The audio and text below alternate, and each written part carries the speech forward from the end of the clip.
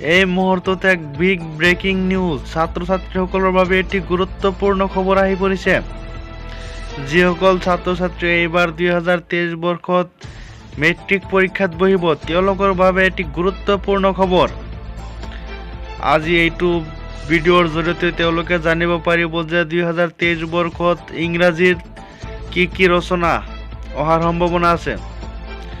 আজি যি 9টা ৰচনাৰ কথা কোৱা হ'ব তাৰে ভিতৰত 99% কমন পড়াৰ সম্ভাৱনা।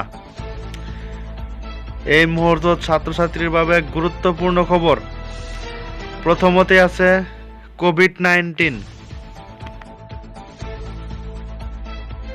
ৰচনা কেইটাৰ ভিতৰত প্ৰথমতে আছে কোভিড-19, তাৰ পিছতে আছে mobile phone as a fall of education, 2 নম্বৰতে আছে mobile phone as a fall of education, 3 নম্বৰতে আছে life of a great man.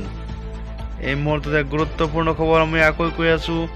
3 নম্বৰত আছে life of a great men, 4 নম্বৰত আছে ফ্লাড ইন আছাম, 5 নম্বৰতে আছে সায়েন্স ইন এভৰিডে লাইফ, 6 নম্বৰতে আছে ইয়ৰ ফেভাৰাইট হবি, 7 নম্বৰতে আছে ইয়ৰ এইম ইন লাইফ, 8 নম্বৰতে আছে ইয়ৰ ডেইলি লাইফ, 9 নম্বৰতে আছে ডিসিপ্লিন।